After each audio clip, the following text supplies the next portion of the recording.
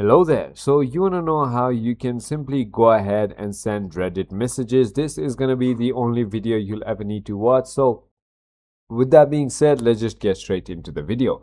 As you can see, I saw this post which says just reveal the most distant object known to humanity, and that is crazy. So for example, if I don't want to comment publicly and I want to talk to him about what the source is, how this happened, and left and right, all I'm going to do is simply go ahead and click on this user right over here. And once I've done that, all I need to do is click on start chat right over here. Once I've done that, I can simply go ahead and send a invite message.